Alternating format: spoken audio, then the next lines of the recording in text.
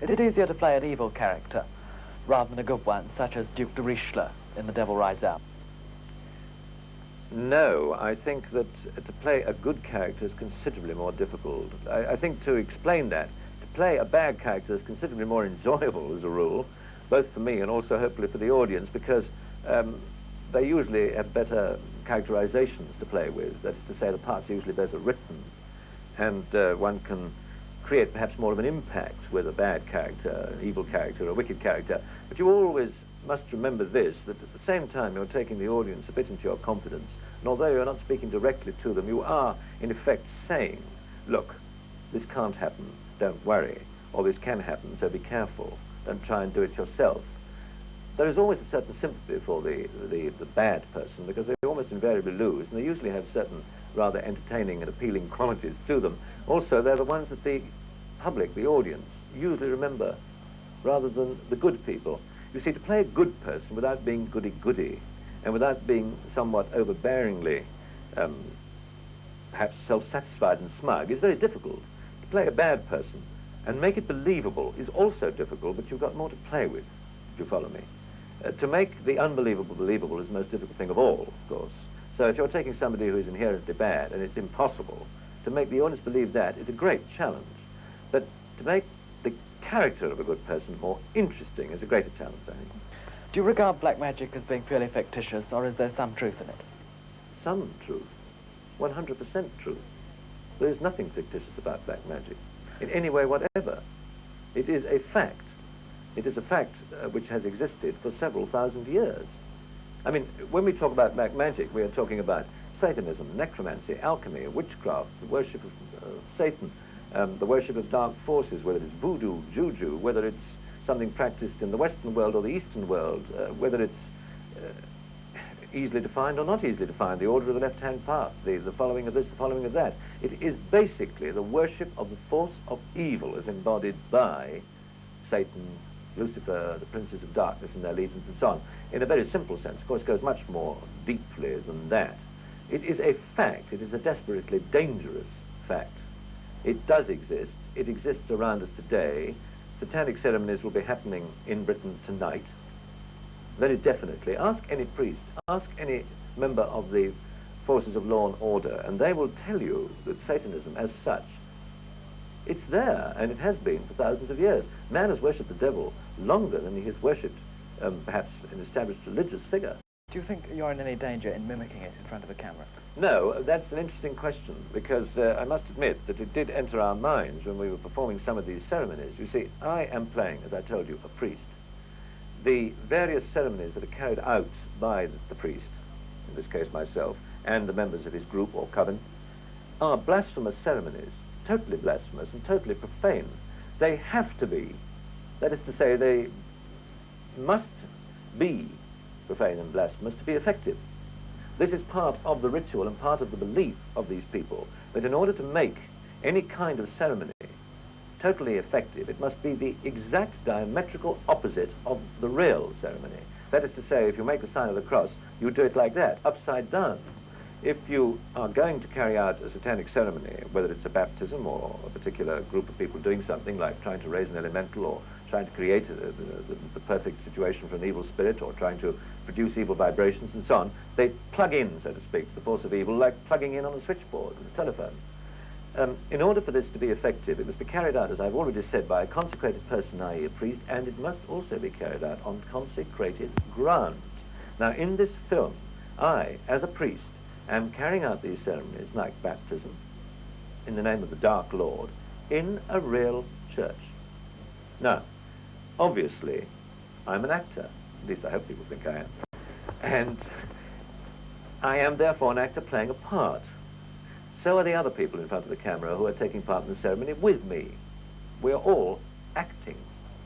I asked the parents of the baby, the real baby that I baptized in this real church in a blasphemous way, if they objected, if it worried them. It was a 5-week-old baby. And the parents, who were very young, said, no, it doesn't worry us. We are Catholics. Our child will be baptized by a Catholic priest. We will tell him about this, but it doesn't worry us. And the father gave the most sensible reason for this. He said, it's only a film. And if you can think of it in that way, fine. I have a rather vivid imagination, and some of the people who were working with me in this sequence were also discussing this, and we felt a little uneasy. You know, you are saying terrible things, and you are saying it on consecrated ground. But then the other side of you takes over, the logical side, and says, look, we're only actors doing this, you know. We're not doing it for real. We were sort of looking at the roof to see if there was any sign of it falling in on top of us, but nothing happened. I think we were far more worried about dropping the baby, to be quite honest. While we're on that subject, it might be interesting to say, amusing to mention, that the baby certainly got its own back on me. When it came to the actual baptism of the child, I have already told you that the parents didn't object, because I was making the sign of the cross on the child's forehead in supposedly blood, upside down, and baptizing the child into the service of the Dark Lord. And the child, obviously, was getting a bit bored and a bit cold, and didn't like being taken away from his parents and held in my arms and then held in somebody else's arms. And it was making a lot of noise. And I started to speak very quietly, and there was complete and total silence, which impressed everybody. And I myself thought, well, you know, it's listening. It was staring at me, rigid concentration.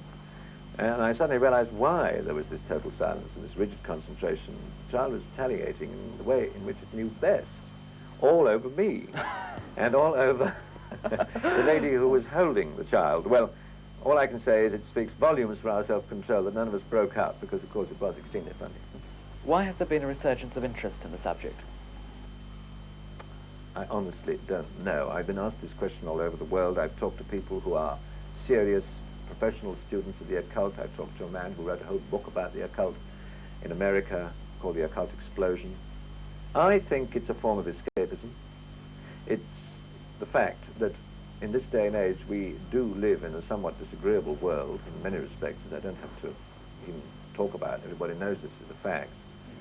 And people are constantly seeking for a way out, whether it's to gratify their own desires or whether it's to find a way out of their own loneliness, or whether it is looking for power or physical indulgence or whatever you like to call it. I think it's always this question of people looking for a road out, an exit, an escape, some form of safety valve which will help them to blow off steam. They don't realize how dangerous it is to get involved in this respect, because inevitably they start at a lower level, and then they get absolutely under the control of the bosses, because the bosses exist. They have the same ranks in the church of evil as they have in the good church. They do. They have ranks in the hierarchy of the priesthood, just as you have bishops and deacons and archbishops and cardinals and so on. You have various ranks and grades, like Magister Templi, the master of the temple, Ipsissimus, the sort of number one top man. And this is not just occult writing for the sake of writing. This is a fact, and people really believe in this.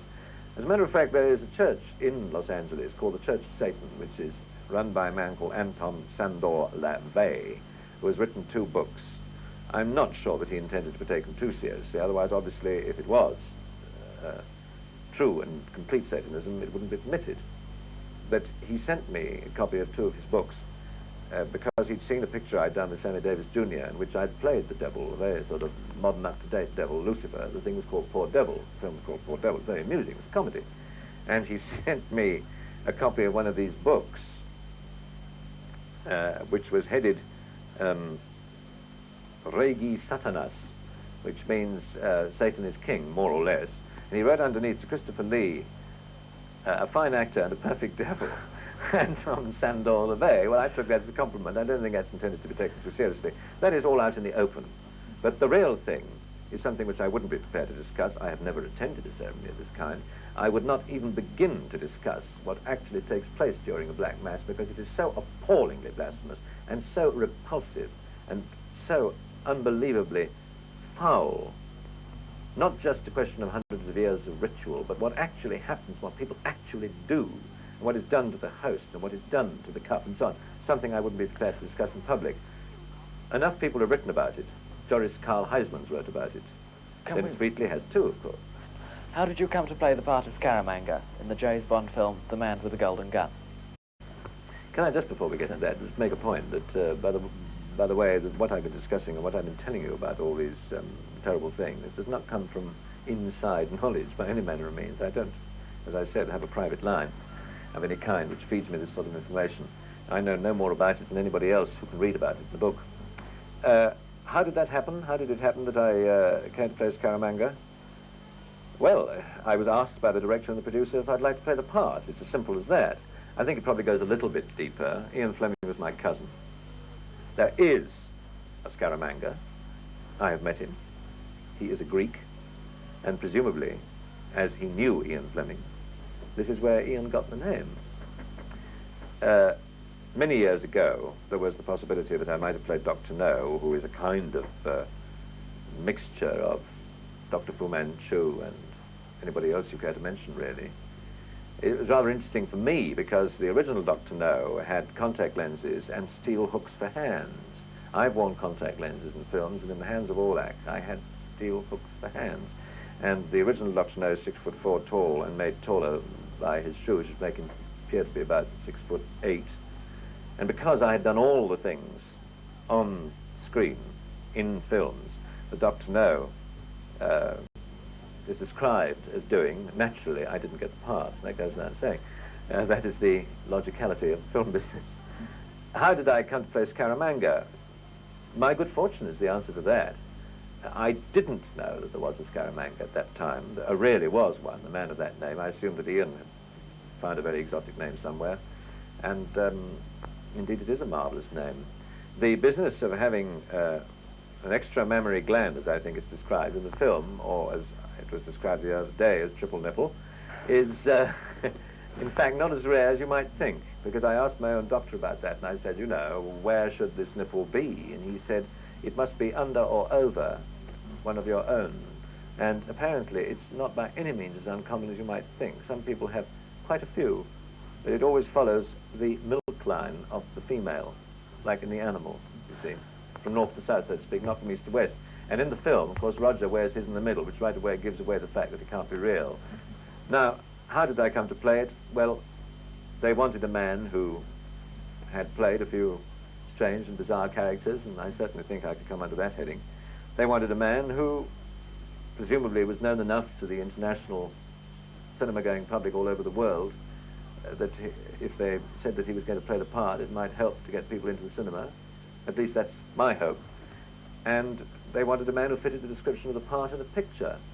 And I was the one who was chosen. The fact that I happened to have been a distant cousin of Ian Fleming did in fact have nothing to do with it, because Ian's been dead for some years now. And he never lived, alas, to see me play a part that he had written, although he many times did say to me, I can't understand why you don't play in one of the Bond pictures. One of the other bizarre roles you played was Dracula. Do you ever regret playing that? Oh, no, of course I don't, because playing that part made me an actor known all over the world. The only thing that I do regret is that I played it, in my opinion, at least 3 or 4 times too often. But I'm a working actor, and it is my job, as well as my vocation, to work, to act, and to be seen to be acting. Therefore, if you're offered a good role, which you perhaps to a certain extent made your own in contemporary terms, because lots of other actors have played it, I think you can't keep on saying no, no, no, because if you keep on saying no when you're offered a part in a film, either people aren't going to continue to offer you anything at all, or the public is going to forget you because you don't appear in movies. This was one of those strange coincidences that one can't quite explain, cometh the hour, cometh the man kind of thing. And I just happened to be around at the time when this part was cast, and I happened to play it with the result that you know. It was a stepping stone in my career. It was nothing more than that, nothing less. It was a phase of my career. It was one of the parts that I have played, and that is the way I look at it, although it was a very great assistance to me at the time. And that started approximately 18 years ago, you know. And that may surprise people. And it stopped very nearly 4 years ago, and I will never play that part again. It's highly unlikely. All the films that you have acted in, which is your favourite? As a film or as a part? As a part. The best part I've ever had, undoubtedly, was Lord Summerisle in The Wicker Man, which was written by Anthony Schaffer, who wrote Sleuth, which has not received the attention or the recognition that it deserves as a film, which was also about the occult and about the powers of darkness in a totally different way, based on fertility rites and all that sort of thing, which again still happens today, and set in a modern setting. That was the best part I've ever had. No actor can complain if his opening sequence consists of 17 pages of dialogue, which I did in fact, devoted entirely, I may say, to himself, which I did in fact do with poor Edward Woodward, but fortunately for the peace of mind of the audience, and mine too, that was cut to the essential minimum. That was the best part I've ever had. The best picture, I suppose, I've ever worked in was probably The Private Life of Sherlock Holmes, which was directed by Billy Wilder, the greatest director I've ever worked with. The most effective and worldwide acclaimed picture that I suppose I've ever worked in was The Three Musketeers, and indeed The Four Musketeers. But the most effective picture from my point of view as an actor, for what it did for me and what it is still doing for me, of course, was The Man with the Golden Gun. Christopher Lee, thank you very much indeed.